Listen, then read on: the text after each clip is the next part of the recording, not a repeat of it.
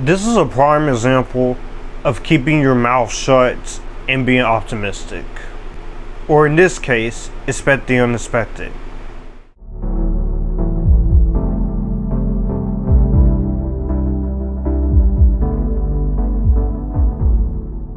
What's up everyone, it's Epictasticness Joshua here, welcome back to my channel.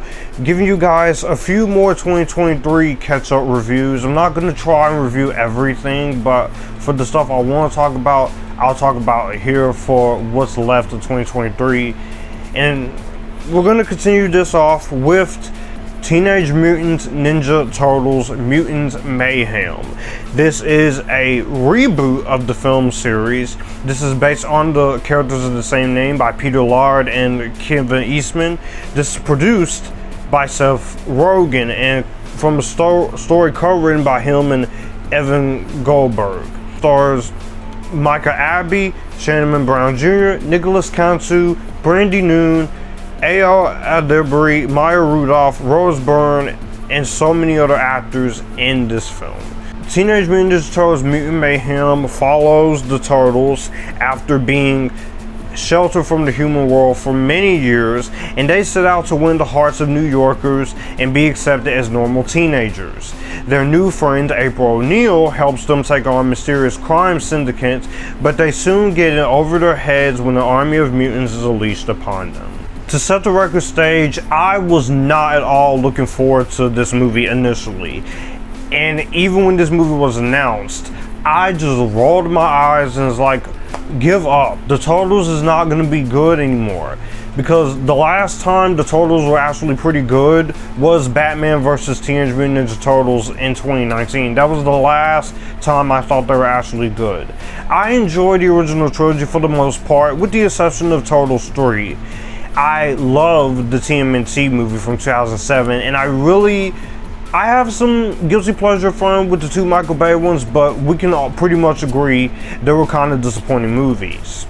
So going into this, I looked at this and I saw that Seth Rogen was producing. I said, I have no interest in that. And then when we started getting trailers and stuff, I still wasn't interested in this. And even when the movie was released, all I was comparing this movie to was Spider-Man Into the Spider-Verse, because I was not at all feeling what they were doing.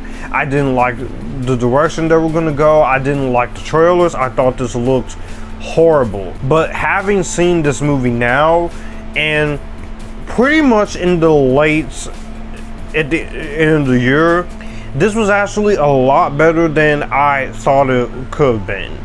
Now, there's been some movies I've just not had interest in watching, or just skipped, or just refused to watch. I really felt I should have watched this back on my birthday month, because this really would have been a lot of fun. And considering the fact that I expected this to be the worst thing ever, and for this to destroy the Turtles, it's a miracle that this actually turned out a lot better than what I thought it was going to be. Unfortunately, this is not the best Teenage Mutant Ninja Turtles film. So a lot of people say it's the best interpretation of the Turtles. The 90s version of TMNT is still the better version, aside from the 2007 movie. But this, I definitely really quite enjoyed. I didn't hate myself watching this here.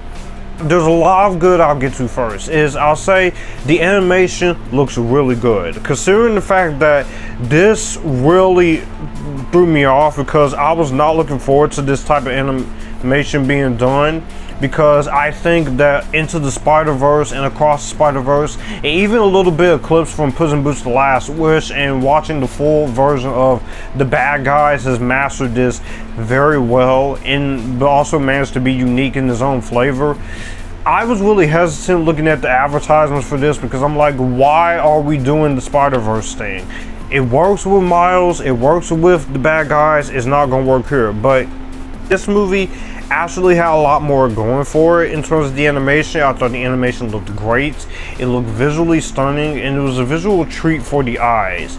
And I think for the new age kids who will grow up with these Turtles, I think some kids are really going to enjoy their time watching this. So for that, I definitely have to give a lot of credit into what this movie wanted to go for.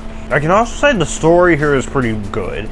It's not the greatest story you will ever see, but I think for the most part, what this movie was able to accomplish in terms of its story, I think it accomplishes really well. And I very much enjoyed a lot of that here.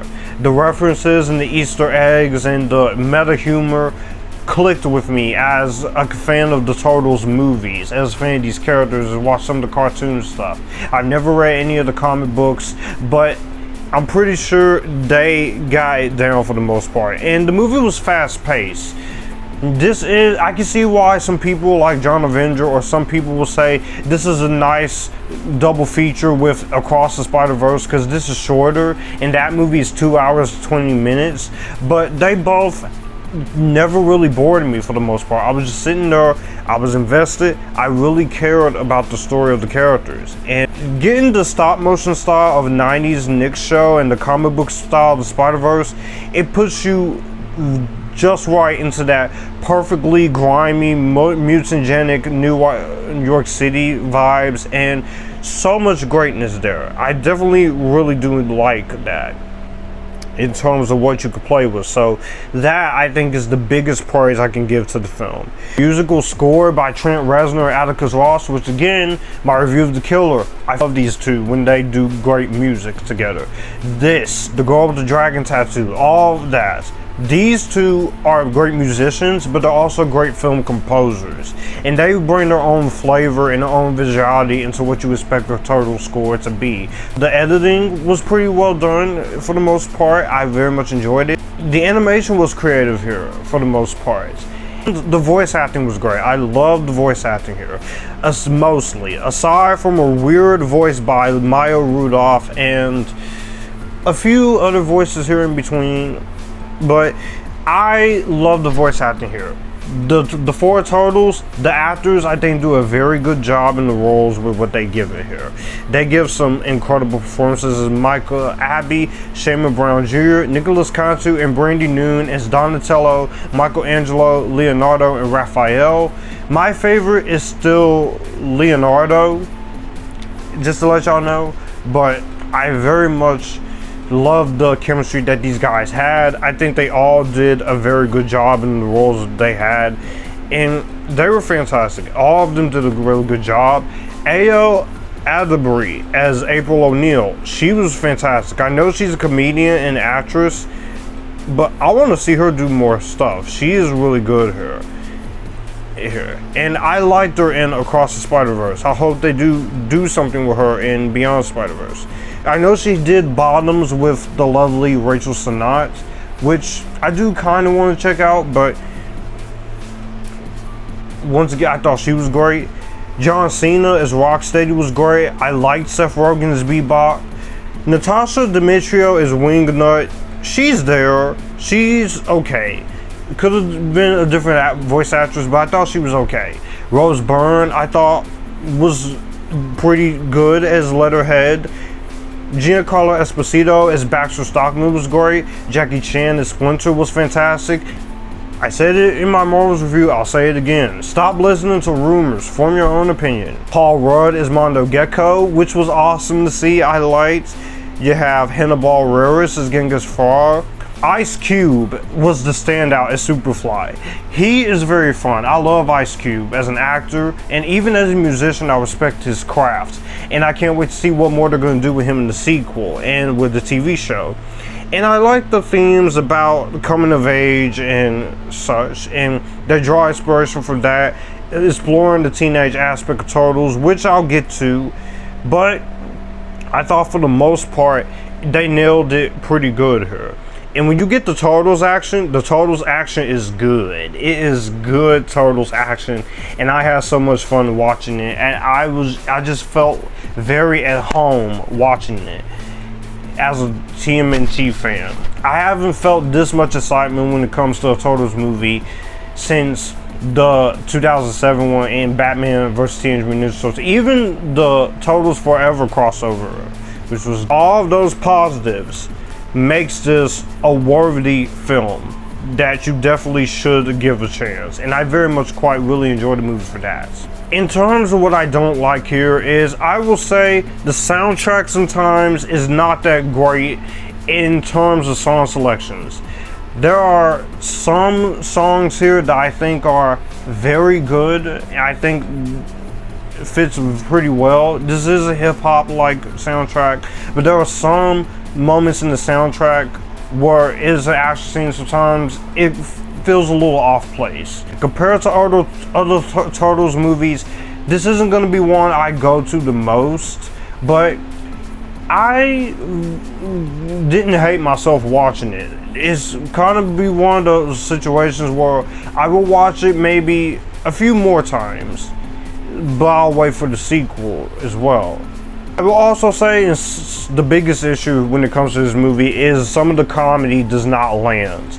Now, I know these are teenagers, I know this is the way they're supposed to act, but I feel like some of the Turtles humor here is a bit impolite and really immature. I know this is for kids, so you have to make it for kids while making it more like the darker comic books, but I feel like some of that humor kind of loses its steam in most of the movie, and also it kind of makes it a little obnoxious at points with some of the impolite potty humor, and I wish the comedy sometimes could have been done better.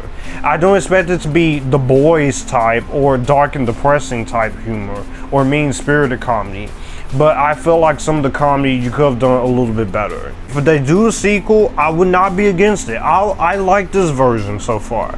I just feel like they need to improve on some of the comedy and some of the song choices and a little bit of the weird voices with Maya Rudolph and the other female character.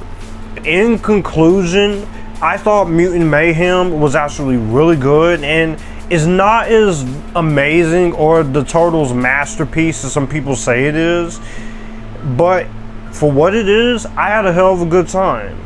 Surprisingly, I went into this expecting to absolutely demolish this and come to you on camera and say this is the worst piece of shit ever, but this was actually so much fun and a lot better than what I thought it was. And there's actually a lot more heart, there's a lot more passion and care than expected. Not everyone is gonna love this movie. I've seen it online and that's fine. And while I think the Super Mario Brothers movie and especially Spider-Man Across the Spider-Verse are the better movies, this is a movie I would not be against to go back and rewatch. And thinking about this now, I'm just gonna stick with the highly recommended. I really enjoyed the characters, I really enjoyed the story, and I really like the heart that they put in here. I just feel like if you fix some of the song choices and some of the comedy here, this easily would have been in the top 5 favorite Turtles movies. But it's certainly better than that piece of shit 1993 TMNT 3 and a little Out of the Shadows. Well, that's gonna do it for the video that you just watched. If you want to see more, my channel icon is up here. If you want to see more content from me, all my social medias are right here in this end card. I will also leave a playlist and a video here for you to see what the channel is about. As always, acknowledge me, stay epitastic, join the Epictasticness, and you guys keep it cool.